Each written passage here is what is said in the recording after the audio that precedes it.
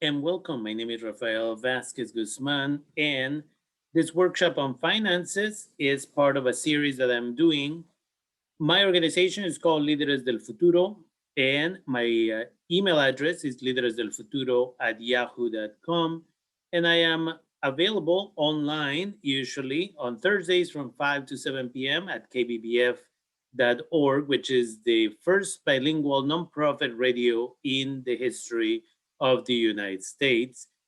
I also have some of my shows put in the podcast, and I also wrote a book recently in English called Fulfilling the Dream, which is meant for administrators in schools, teachers, allies, and others who are interested in learning how to best support the immigrant community from Latin America.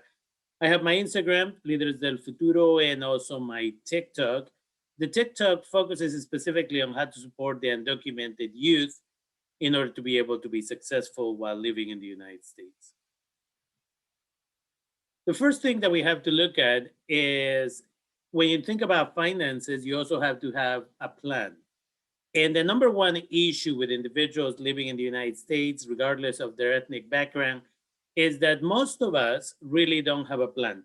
We live on a day to day basis, and thinking about retirement, for example, is not anywhere close to our mind. We don't really think about it, we don't plan about it. In our own families, we don't talk about it. And that's perhaps one of the biggest mistakes. If we know exactly what we want to accomplish in the next 10 years, whether it is a new career, a more successful career, retirement, whatever the situation is, then we can take the steps necessary to be able to plan for everyday responsibility in order to be able to achieve those dreams. Now, I've known several individuals in my life who started with nothing and now they are millionaires and multimillionaires. And again, they didn't have any type of support necessarily from their parents. They figured it out from classes they took, they figured it out from trainings like this. And most importantly, it's about discipline. Do we go out and waste our money, or do we, we have a specific goal and we want to buy our first house or second house or third property by, the next 5 to 7 years? And so again, having a plan is essential. And you perhaps are not ready to do a 10-year plan, but for sure a 5-year plan is essential, especially if those of you listening or learning about this stuff are individuals who are maybe 18, 19, 20 years of age. When I talk to people in their 40s, 50s, and I ask them for a 10-year plan, they are usually clueless. They end the conversation quickly and then they don't talk to me for a while. And it's because part of having this conversation brings to the reality the fact that they have no idea whether they're going to be able to retire before they pass away. So I hope that you're not going to be one of those individuals that in 10 years you will still have no plan. Because whether or not you plan for it, in 10 years, you'll be 10 years older. And so it's better to know what is coming, it's better to prepare than to say, I'll just get there and then, get there and continue to work one, two, three jobs. And maybe now you have a spouse and maybe you have several children and you don't know how to take care of them. What we're going to discuss today includes income and expenses. How do you pay attention to it? How do you increase it? How do you decrease it? The different types of bank accounts, the age at which you should start talking with children about finances. The wealthy spend a lot of time talking to their kids about finances. The poor, the middle class, we tend to not do that. We'll talk about a little bit an introduction about buying a vehicle. I actually have a video on my YouTube channel, Líderes del Futuro, specifically about buying a vehicle and what type of vehicle is acceptable, what you should never buy. But here is just a brief introduction.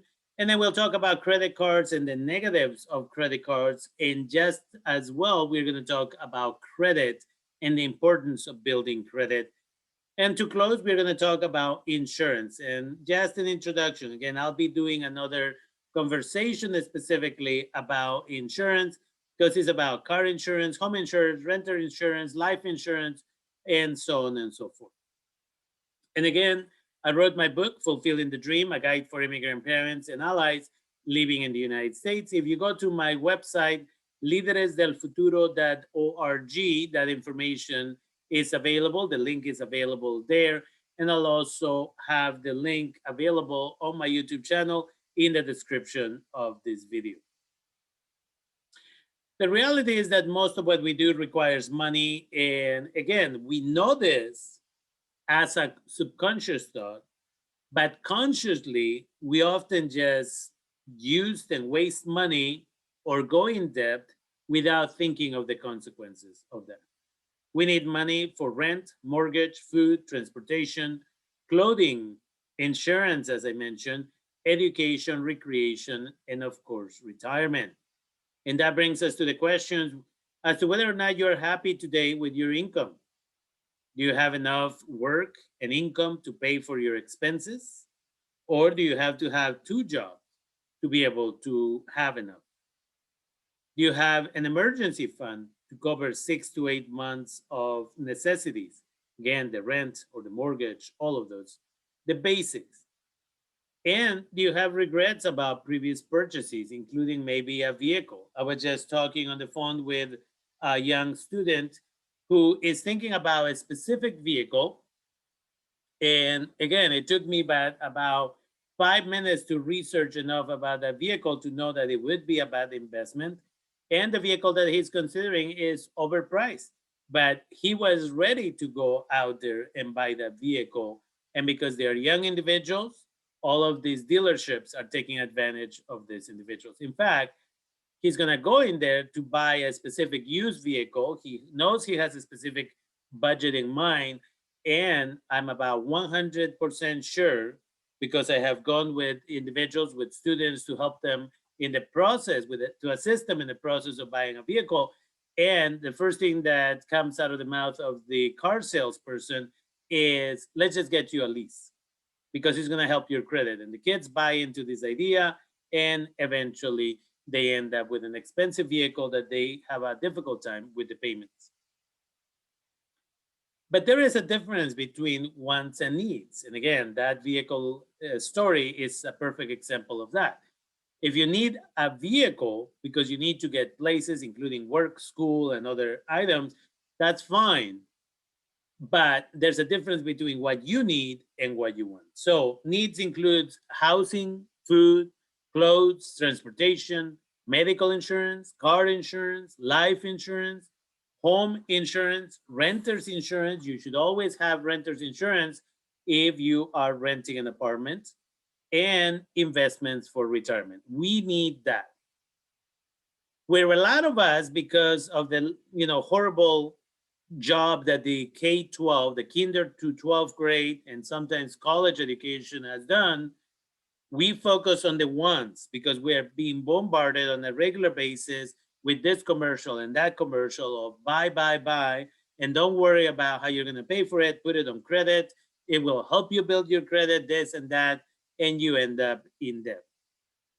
Or wants could include, again, that brand new car or that lease, the vacation you wanted to take during COVID, and you don't have the money for it. We're just going to use the credit card to do it.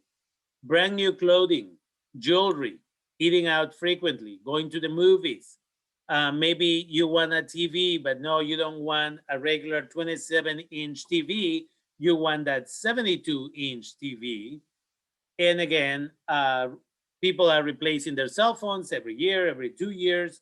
Half the time when I ask people if they own their cell phone, they're like, no, I'm still making payments. And then the new one comes out and they go in debt for another cell phone all over again.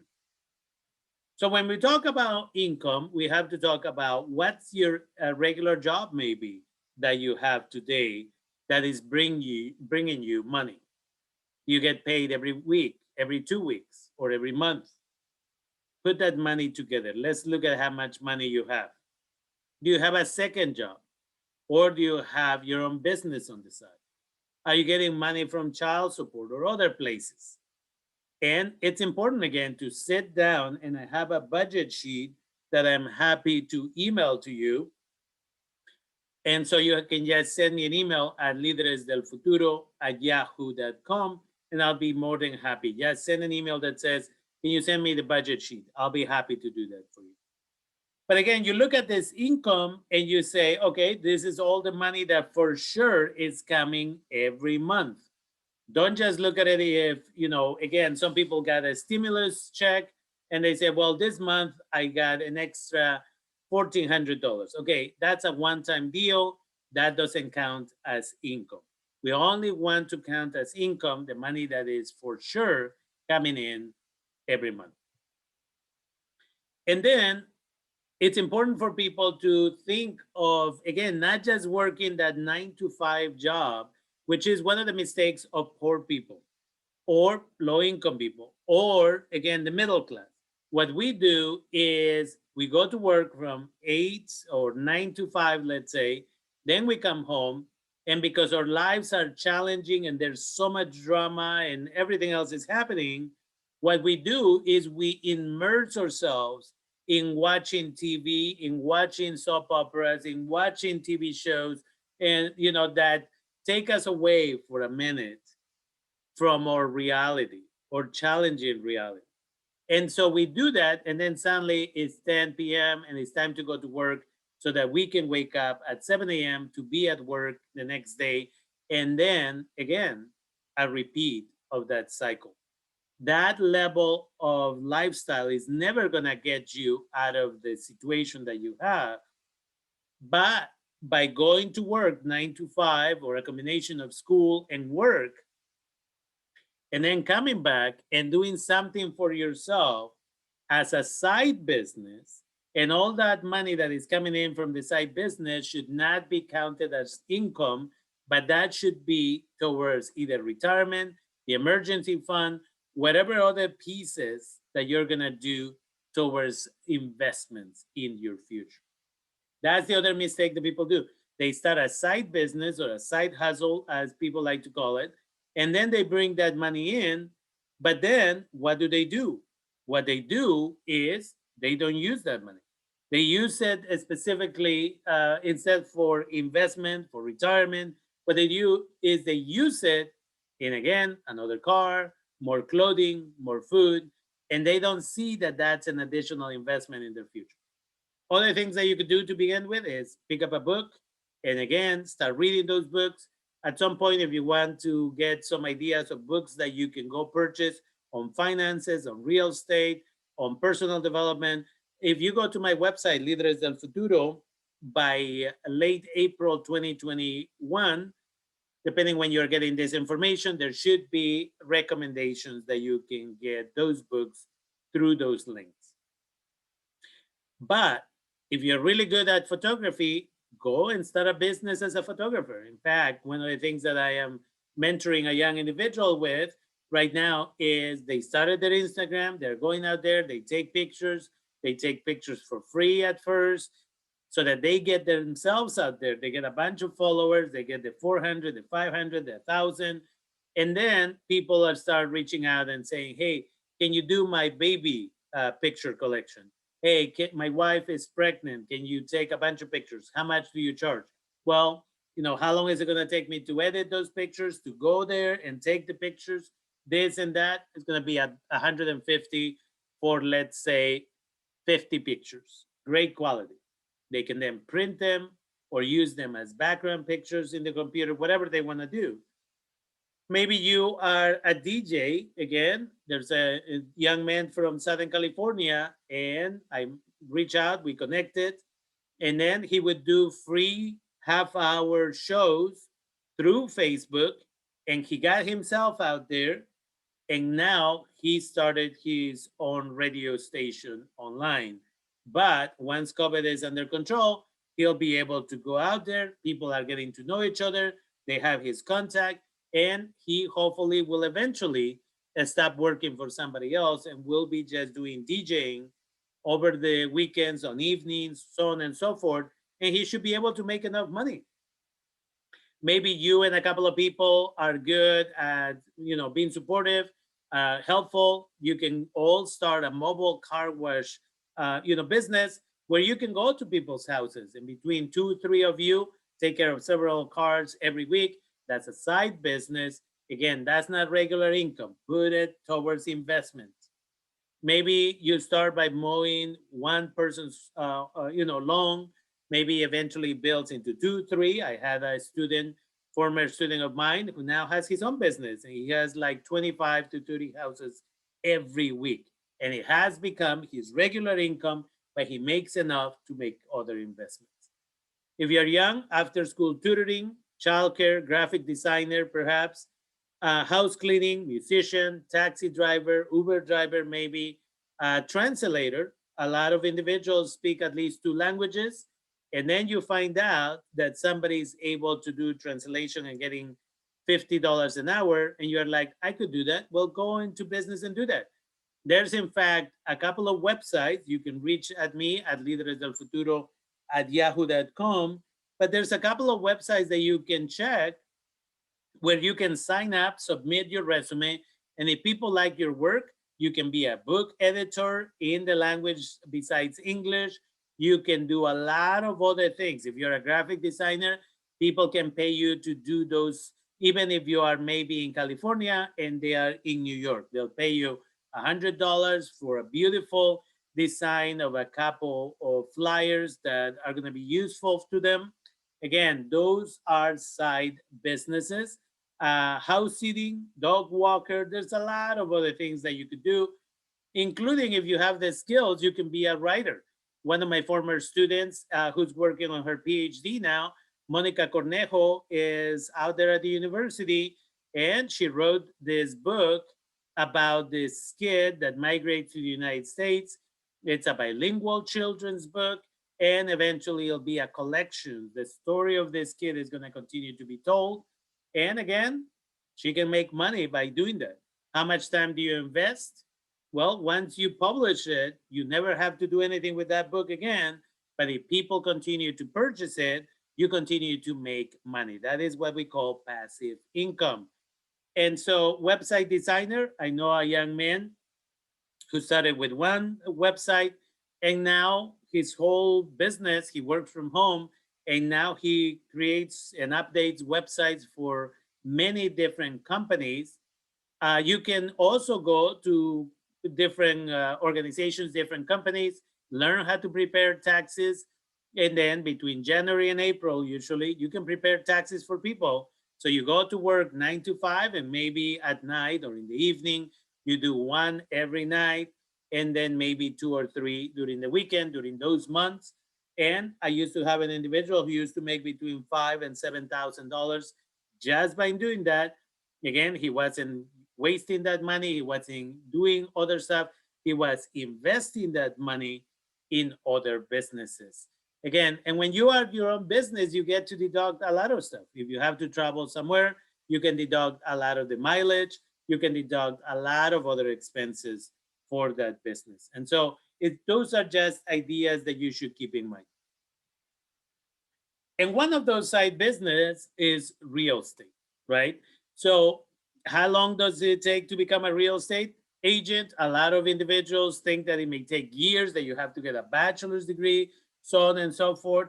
Depending where you're getting this information, whether it is in California or somewhere else. I am in California, but in California, you can just take a class online and you can go take the test, or you can go to your community college, and many community colleges in California will teach you one or two classes, and then you're ready. So if you're an 18-year-old high school student and 20-year-old high school graduate who maybe is at the community college or just working a regular job, you can go and take a class, take the test, and then as a result of that, and again, the information I have in the video is for when you can sign up for tests.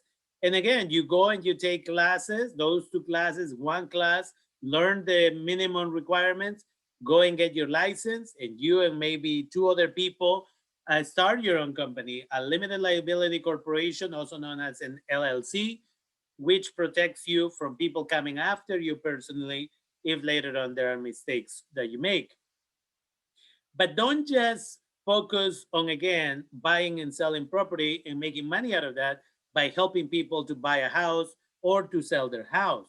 What you need to do is you need to also get to know lenders and contractors and accountants and all of these other individuals, so that you can say to people, yeah, when we buy this house, if you would like to, I can connect you to an electrician who can come and take care of some of this work.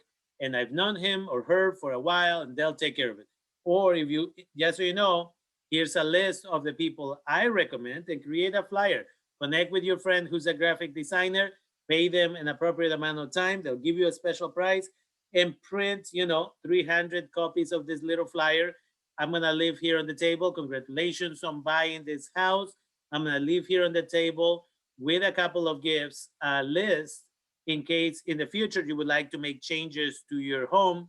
If you want to change the flooring, here's the person I recommend, the electrician, the individual who works in, fixing your front lawn, all of those things.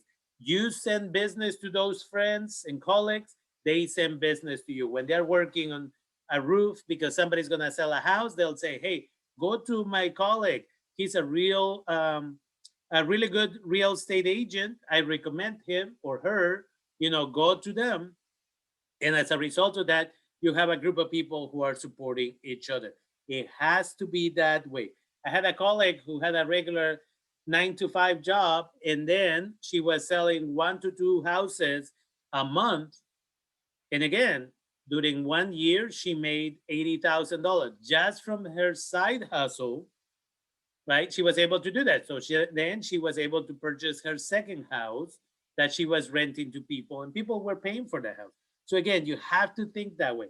Don't just say, I'm going to start this business. Well, I'm going to start this business, but I need to connect with all these individuals so that those individuals will get contracts, and then I'll refer business to them.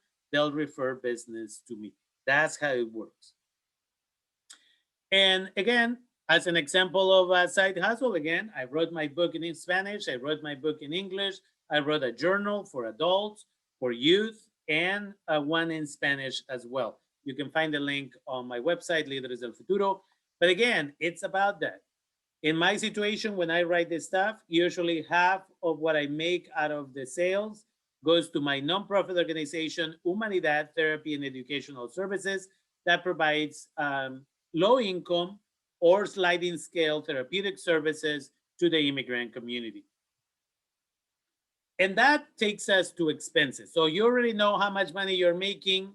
And again, the question becomes, how are you spending your money? Well, maybe you're paying for rent or mortgage or food, car payment, car insurance, medical insurance, so on and so forth. Again, for young individuals, 17, 18, 19, 20, 21, I wouldn't necessarily recommend that you get a car for that period of time, or a car payment. Car insurance, the car payment may be $400, the car insurance may be $300. It's such a waste of money for you. It's definitely not worth it. Usually, insurance companies for vehicles want you to have a license, a driver license, for about 3 years before they can even lower some of your car insurance. And so that's important for you to keep in mind. So for those of you who are privileged to be able to get your driver license at 16, well, by the time you're 19, 20, then maybe it will not be as expensive. But those are things for you to keep in mind.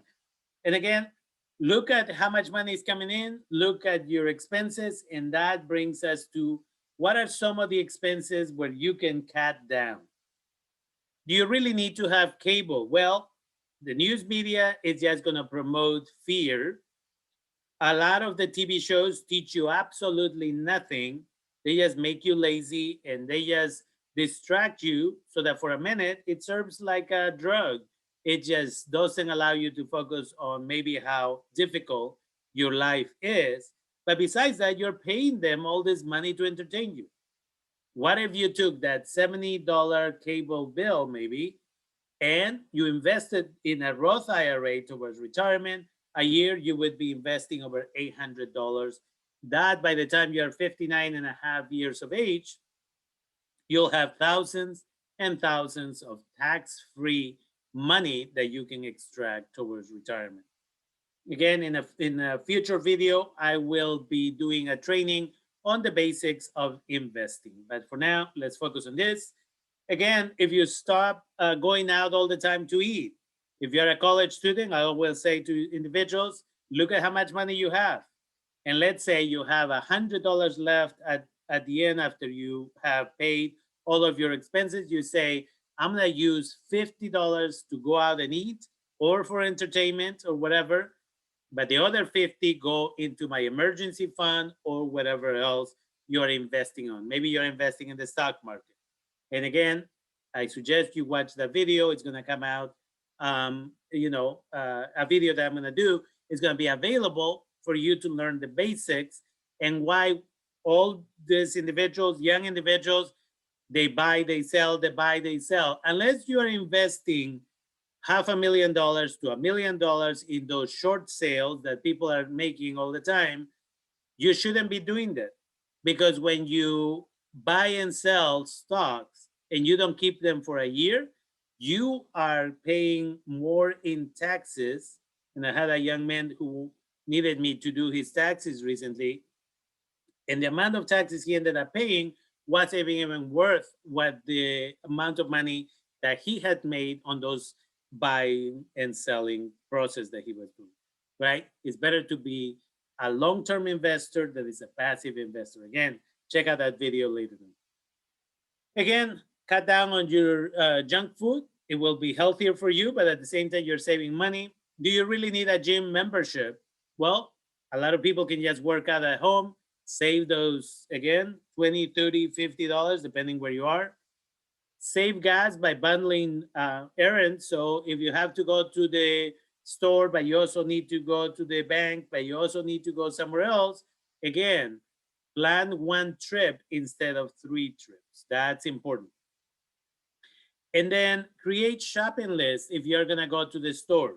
Because if you don't create shopping lists, what you do is you start, instead of going to 5 different places at the store, and you say, okay, I need maybe eggs and milk and cheese and bread. Oh, this looks nice. And oh, I haven't had this in a while, and this and that. And your $25 bill just became a $50 bill. Again, that's not helpful if you're planning to be successful in the next 10 years in becoming financially stable and independent. Again, keeping your cell phone longer, right? Some of us, we have cell phones that we've had for 2, 3, 4 years. They still work. Why would I want to be wasting my money? And then sharing housing. Some individuals, yes, we want our privacy, but maybe if you're young enough, getting an apartment, a 1-bedroom apartment, and maybe you rent part of the living room or the living room to somebody. And that way you cut down on your expenses so that you can save more money so that later on you can buy your own maybe condominium, or maybe you're going to buy a house. Sharing transportation, again, if you and your colleagues from work go in the same direction, live in the same vicinity, maybe you drive 2 times a week and they drive 2 times a week, you share the expenses, everybody benefits. And stop falling for this advertisement that happens all the time. You go to the store and you say, oh, this little shirt is only $10. Well, then you have to find matching pants or skirt or whatever you want to wear, and that's another $10 to $15. Oh, and then you may need shoes for that. And because it looks like a $10 and a $12 here and there, you say it's not a lot of money. Well, your closet may be full, but you're also broke. And if you're putting in the credit card and you're making the minimum payment on that credit card, that little shirt or blouse didn't cost you $10. Over time, it may have cost you $45. So it's not worth the expense. And again, by combining insurances, car, house, life, sometimes you get better prices while keeping enough coverage for accidents, death, whatever it is that you need to buy insurance for. And buying food in bulk. So sometimes we go to the store and we buy a little bit of this and a little bit of that.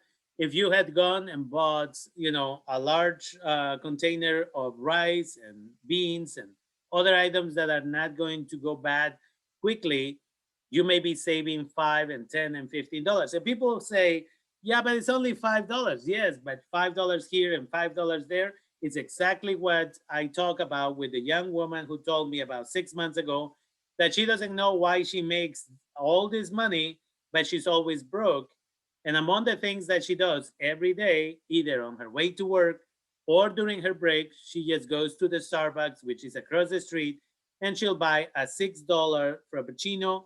And sometimes, if she's running late, she woke up late, didn't have time to have breakfast, she'll also buy something else there. And now she just spent 10 to 12 to $15. And sometimes, because she woke up late, she also didn't bring any lunch to work. So now she'll go out and buy lunch, and it's an additional amount. And just in that $6 drink, 5 days a week, 50 weeks a year, she overspent $1,100. And again, once in a while, it's more than that. And this is why people are broke. Okay, so it's important for us to keep that in mind. And I always say, if you have children, or maybe a family member has children, again, don't ask people to bring presents. Tell them, especially with the youngest children, the 1 year old, the 2 year old, say, please don't bring presents or clothing. These kids are going to wear these clothes for what, a month, 2 months, and then they don't fit them. Ask them to bring an envelope. It's okay to make it awkward at first and say, like, we are investing in the 529 plan for the baby, and that's the college plan. So please don't bring gifts. Maybe if you would like to contribute, just bring a little envelope with a little bit of cash. We would appreciate it.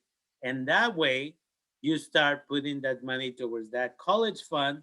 And with some companies like M1 Finance, which is where I invest in the stock market, you can start, investing. You can start children investing as long as they have a valid social security number and they're a U.S. citizen or resident. They can start investing when they are born, and as a result of that, by the time they're 18, 20, again, if people are giving you money for that child every birthday, every Christmas, or whatever other holiday you celebrate, that child can have 20, 30, $50,000 that, if needed, can go towards, again, their first house or just long-term investment. And that's important. So how do you save? Again, there are different types of savings accounts, checking accounts, money market accounts. The important thing here is that if you are putting your money, you should put it in a credit union and not a bank. A lot of banks have a lot of fees that are called hidden fees because you don't know they exist until one day when you sit down and you read one of those reports, and they're charging you $2 a month for this, $10 a month for that. If you don't keep, $2,000 or $3,000 in a savings account or in a money market account, now they're going to charge you $5. Or simply, I saw one the other day that says, the money market account is minimum $4,000. If at any time the amount in that account goes below $4,000, you're actually earning no interest and they're charging you a monthly fee. Again, you have to become familiar with this. Credit unions tend to be less punitive, specifically because credit unions tend to be nonprofit organizations that are supposed to reinvest most of the money that you are putting in there into their own communities, rather than banks that take the money and invest it in Wall Street and in other places. The downside to checking accounts is that often they're not going to give you any benefit. So in a checking account, if you have $1,000, well, in a year, you may be making $1 in, again, dividends. So that's not enough. Why would you want to do that? Your interest is not high enough for you to make enough money. So then people say, just put it in a savings account. Well, unless you're putting enough money in a savings account, a lot of savings accounts are also not good. They also don't give you a lot of interest. So you don't make a lot of money in dividends by the end of the year. So what I always suggest to people are money market accounts. And different organizations have different types of money market accounts. Again, some are high yield, but they require you to have $5,000 or $10,000, right? In others, if you have $1,000, that's okay. They are giving you maybe 2%, return on investment, or 1%, or whatever it is that they're going to offer is going to be better than the checking account. Whatever it is that they're going to offer is really, really good compared to the checking account. So consider a money market account because they can definitely make a difference. So I have an individual who has about $20,000 invested in a money market account. It's part of his emergency fund. He has access to that money. It's not locked in there, so on and so forth.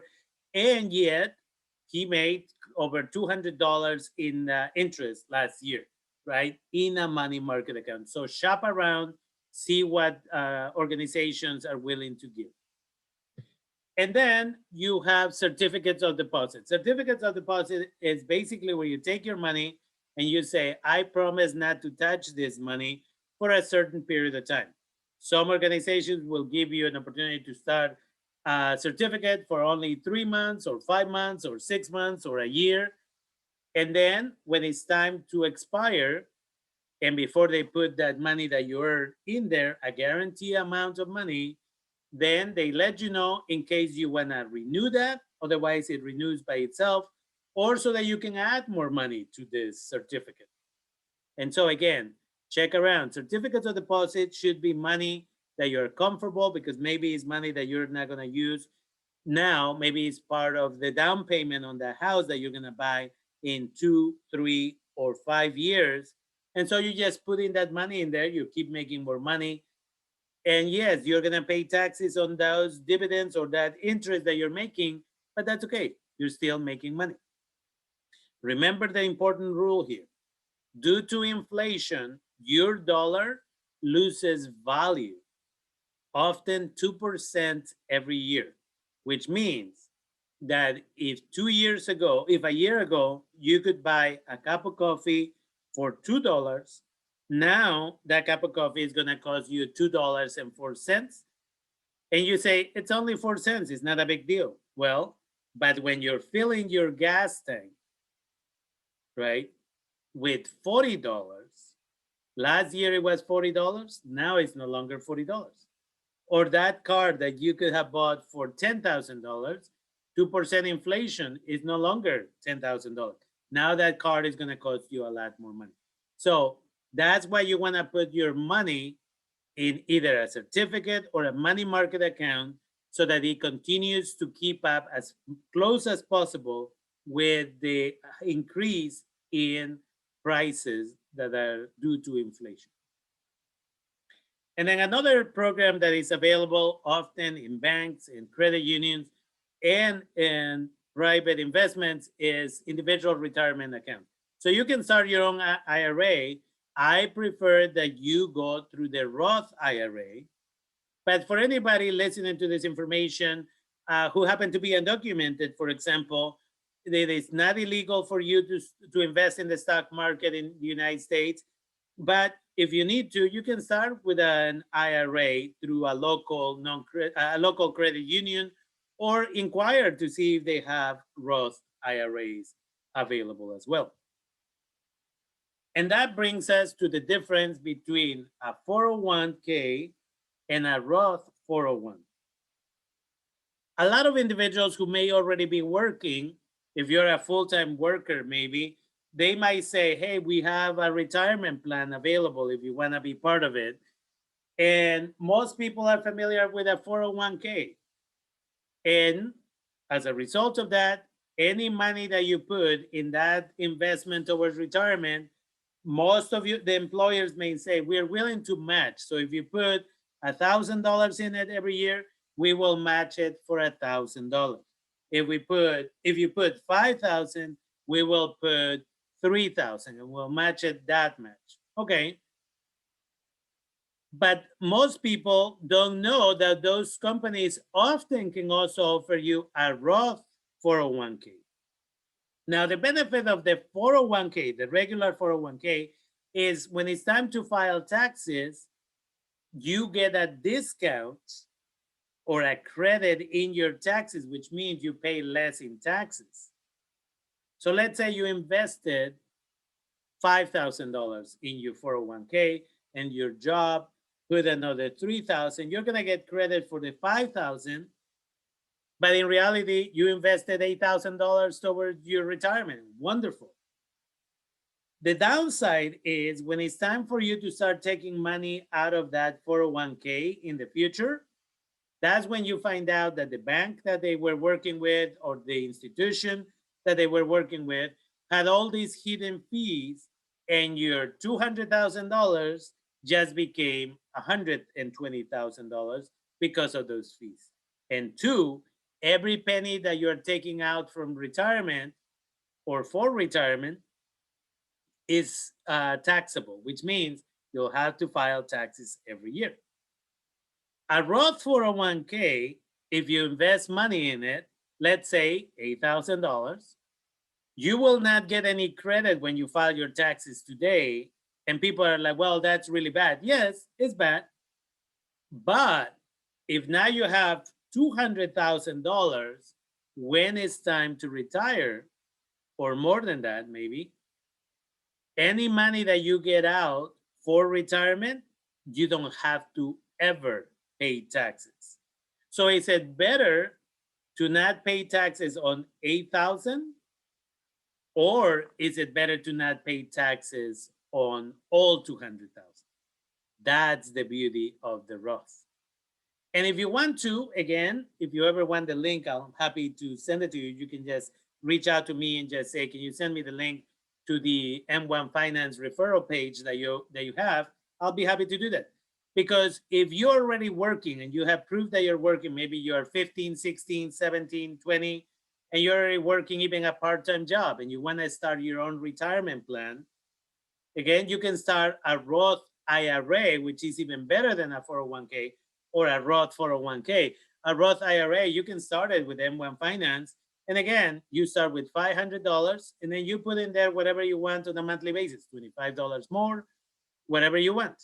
And it's really simple. You just choose what year you think you're going to retire. And that way they will offer you a special plan so that they take care of everything for you. And again, when you start taking money out for retirement at the age of 59 and a half, you will never have to pay taxes on any of those hundreds and hundreds of thousands of dollars that hopefully will be there for you. And the other mistake that we make is we are basically lending the government money.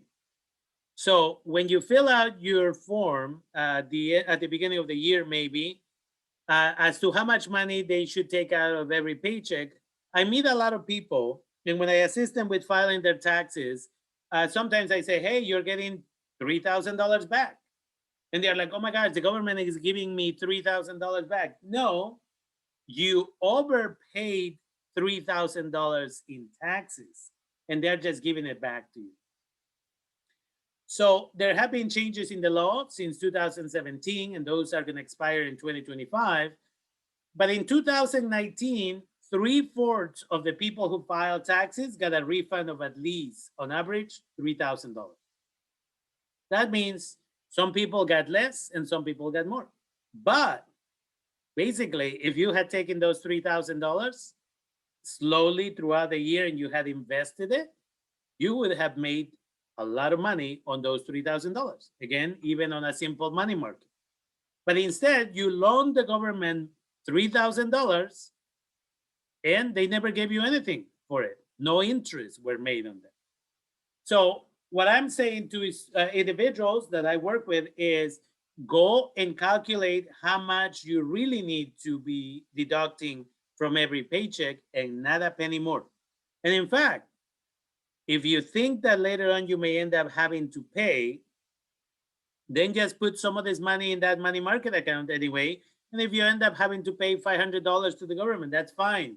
Because out of those $500 that you didn't pay originally to the government, they basically loaned you the money, you making interest on that, and then you'll just give it back to the government. So you are doing the reverse of what they've been doing for a long time. Okay. You can use that money to pay off debt that you may have now, to invest in a Roth IRA again, or to create a custodial account for a child. And the child doesn't have to be your child. It could be your nephew, your niece, your cousin, right? If you have a family, that's what I'm trying to create here. If you have a family and you are the one who has a valid Social Security number, a US citizen, for example, and all of your cousins and nephews and nieces are US citizens, you can offer and say, I'm going to open a custodial account for each one of the children. It's perfectly legal. Once you put money in there, it's no longer your money, it's legally the child's money. But the parents can say, okay, let's start with that. Let's put $500 in there, and then I'll commit to doing $25 every month for this kid. And then the other parents will do the same for other kids. And suddenly the whole family is investing in the future of the whole family. All those children are now investors in the stock market. And it's a beautiful thing. Again, if you want to know more about that, I'll be making another video about investments. But if you want to get started right away, send me a few questions on at lideresdelfuturo@yahoo.com. And if you want that link to the M1 Finance, I'm happy to send you that referral link. And again, you could use that money also for your emergency fund. Your emergency fund should cover 6 to 8 months of all payments that you typically have to make every month. And how do you determine how much the government should be taking away from you in every paycheck? You go to irs.gov/W4APP, irs.gov/W, the number 4A, the letter A, the letter P, and the letter P again.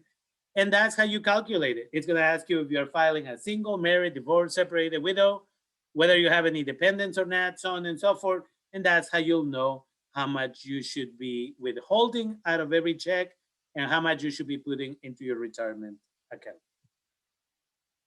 Now, at what age should people be talking to their children about finances? What we know again is that the rich and the wealthy are talking to their children about finances as soon as they are able to understand some of the basics. They use simple language. They teach them not to waste money. They teach them, right? There's a billionaire out there. There's a video of him where he says that he doesn't agree with the tax system that we have now, where the billionaires and the millionaires keep all of their money, and the poor and the middle class are paying a lot more in taxes. And he says, I don't agree with it, because the mentality is if you give the rich more money, they'll invest it in the economy, they'll create more jobs. He says, that's not true at all. He says, I wear jeans, but how many pairs of jeans can I buy a year? I have 3, I have 4, that's it. And the type of jeans that I buy, they last me for 2-3 years. So I'm not really investing in society. I'm just keeping my investments where I'm making more money for myself, right? So those are the type of things that the rich teach their children, while the poor teach them to get all of these cars and cell phones and more clothing and wasteful spending, basically. Again, what we should be doing is creating savings plans for college. They're called the 529 plans. And every state has different rules for those plans. I invite you to check it out. I invite you to just type 529 Texas, 529 New York, 529 California. And again, basically you put money there from the moment the child is born. And as a result of how much money you put in there, by the time they're ready for college, there may be a few thousand or there may be 100,000, depending how much you invest and how well the market does. By the age of 7, a child should be going to the store not to ask for a bunch of candy from their parents, but if you have been disciplining that child enough properly and educating them, right, that child should go along to keep notes. Well, how much is the rice? Okay, it's this much. How much is the milk? This much. And the goal is to teach children the math and at the same time how expensive life is. It's not about making them feel guilty about how much milk they drink. It's about teaching them about income and expenses. By the time you get to the cashier's desk, this child should be able, by the age of 7, to have an understanding as to how much are we going to spend in food today. Okay, that child also, if taught correctly, will not ask for candy, right? Those children understand that the money that could be going for candy could be going into their investments. I know a 10-year-old that every month now goes all eager to the post office to check his mail to find out how much more money he has in the bank. His parents make a $25 investment on his, again, his own investments every month. And he just likes to check it out, the report every month, right? And he's excited. That's how it should be. And again, savings accounts can also be created at a young age. And eventually, by the age of 12, a child should be able to know and learn, look, as a family, this is on average what we make. This is how much we're spending on this, that, and the other. We think we can afford a vacation of this much, and we are putting this much towards your college future expenses. We are putting this much in the emergency fund. And the problem is, parents are afraid that if they talk to their children about money, children will know too much and they'll either feel guilty and never ask for anything, or they'll want to spend money. And no, the educated child doesn't ask for things. But in fact, the educated child, and the perfect example is Warren Buffett. When he was young, at the age of 13, he started his newspaper route. And what he found out is he would walk and throw a newspaper on one street and then go across and throw the other newspaper. Well, then he changed it. He went one side of the street and then turned around and came back. And he was still taking too long. So he went and he spent money on a bicycle. And he did this route in less than half the time. He saved time. He was able to, again, make a higher profit because he was able to get more delivery routes. And at the end of the year, he deducted the expense of the bicycle on his taxes. Perfectly legal. That is someone who knows about finances. And that's what we should be doing with children. And going into credit cards really quickly, many individuals get a credit card and quickly start sliding that card here and there, going in debt, making the minimum payments, and then again finding out that those jeans that they thought were going to be $25, by the time they finish paying that amount of money on the credit card, those jeans were $45 or $50 or $60. And we can have another conversation about credit cards in the future. I'm just doing the basics of this. So some of the risk at those, individuals think that if you have 6 credit cards, you're doing better. That is actually not the case. One credit card is good enough. Later on, getting one card is good enough. Now you have those 2 sources of credit, and then you get your bank statements, your bank account, and that's a third source of credit. And as a result of that, later on, that will be helpful towards getting the house if that's what you want to do. Again, there are many ways of creating credit, but credit cards, you should only get one. You start by getting a secure credit card of $300 or $500. And as a result of that, eventually you'll be able to get an unsecured credit card because they'll trust you with money. You never put more than 30% on your credit card at any given time. And every month you pay off all of the money that you put on the credit card. Credit card should only be used not for buying food and everything here and there, but maybe for your gas money. If you're young, yeah, maybe to go get some food. But again, in limit, you have to limit your expenses. Why do I mention credit in general? Is because our present world works on credit. You need credit to rent an apartment, to rent a house, to get utilities in that apartment or house, to buy a car. To obtain a credit card, you need some form of credit. Usually you start by getting a bank account or a credit union account. To buy a house, you need credit. To obtain a job, certain jobs now will check your credit. Specifically, you're going to be a nurse, a doctor at a hospital, or a police officer. A police officer with bad credit is likely to be corrupted, where somebody's going to slip them a 20, a 50, so that they don't give tickets. A nurse may start stealing drugs, or in this situation, medications, as they like to call it, from the hospital. Same with a doctor, to sell on the side or to sell prescriptions on the side because they have bad credit. You need credit for a student loan, a personal loan, and a business loan. So again, how do you build credit? You can start with a checking account, a savings account, a money market account. And later on, you can get a secure credit card through that, again, that bank or credit union.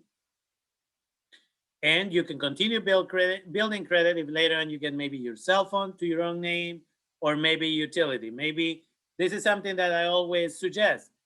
If you live in a household, people in the household should be responsible for maybe having utility under their name. Somebody takes care of the phone line, maybe somebody the internet line, because then everybody in the household is building credit starting at a young age. That's important. And talking about cars, again, I'm not going to go too in depth into this. There's already a video in my YouTube channel, Líderes del Futuro, where I talk about why you should buy a used car and never a new car.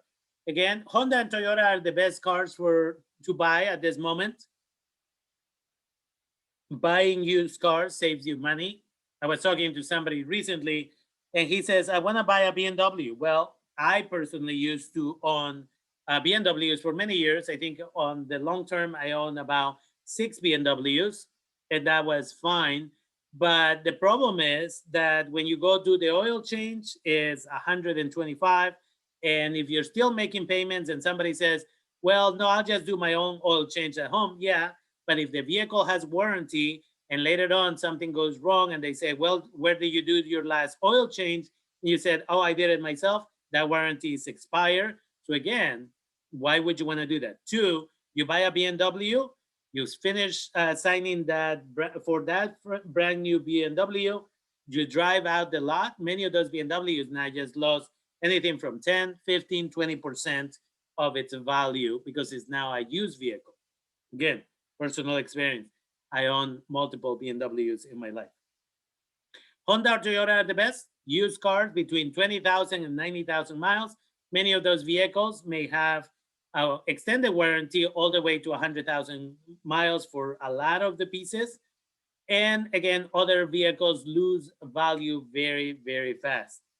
And many of these vehicles tend to be cheaper to fix, with the exception of some of the computers in there. So if you go buy a vehicle and it's a Honda or Toyota, maybe from a dealership, again, it's important that you keep in mind that if they offer you a bunch of insurance as well, you may end up making a dent, a hole in the seat, whatever the situation. Don't take any of that stuff. Again, watch the rest of the video on that in my YouTube channel. But again, they tend to be cheaper to fix. And for people living in Northern California, which is where I'm located, check out Redwood Credit Union. They tend to give you really good opportunities to build credit and to buy a vehicle. And they have a specific rule that after 6 months of making payments, maybe you are a brand new driver with a brand new no credit or limited credit, they may charge you 12%. But after 6 payments, monthly payments, you can ask for them to review that. And then your payment may go down to 6%, 4%, 3%, or in one situation I had recently, 2.75% interest on that vehicle loan. So again, and I want to clarify, as of yet, Redwood Credit Union does not give me an incentive for promoting them. I just happen to like the way they do business locally. And finally, talking about insurance again, I'm not going to go too far in depth, but if you're going to buy a car, you should make sure that you have at least $50,000 coverage on accidents. Read through the fine print. A lot of these insurance companies just say, and I run into this with college students all the time, how much coverage do you have on that vehicle? That vehicle. How much did it cost you? Well, the vehicle is going to cost me $36,000. Okay, I'm not sure why you would go into so much debt at the age of 19, but how much coverage? Oh, I have full coverage. Well, what does that mean? Well, I have full coverage. Well, what does that mean? And individuals don't know that maybe full coverage in their situation is 30,000 or 25,000. Well, you hit a Tesla, you hit $100,000 BMW, $100,000 Mercedes, and you destroy it because you were texting and driving. Your insurance is going to pay 25,000, and then you are responsible for the other 75 or $100,000. I have a former student of mine, who ended up crashing his vehicle, and by mistake he created a 6-car pileup. By the age of 18, he was legally responsible for a $100,000 bill. The insurance didn't cover much, and as a result of that, he's still 6 years later making payments on that $100,000 bill. If you have a house, buy insurance that covers, right, the replacement of the house. And a lot of these insurance companies will say, well, the value of the house is $400,000. Yes, but don't buy $400,000 of coverage, buy 450 or 500,000. Why? Because if that house burns down, the insurance is going to give you 400,000, but again, due to inflation and the cost of rebuilding the house, permits and everything else, now it's going to cost you $500,000 to rebuild it. But insurance is only going to give you 400,000. Where are you going to get the other 100,000? And then for life insurance, you always get, there's different types of life insurance, but you always want to get enough coverage to take care of, again, finish paying the house. If you are the main breadwinner in the house and you die, your family may end up losing their house because who's going to make the payments? But if you are buying $500,000 coverage, you die, and then your family's house is paid off, and they'll go through the natural pain of losing you, but they will not be homeless additionally. With that, I want to thank you for staying with me. My name is Rafael Vasquez Guzman. Again, you can send me emails at lideresdelfuturo@yahoo.com. You can follow me on Instagram at lideres_del_futuro with double O. My TikTok is the same name, and my website is Líderes del Futuro. Thank you for, again, being with me today, and I hope some of this information was for sure useful to you. Check out my YouTube channel for other videos related to finances. And again, if you want that information about M1 Finance, again, you want to get started with a custodial account, or you want to start your Roth IRA, send me an email and just say, can you send me the M1 Finance referral code? Thank you.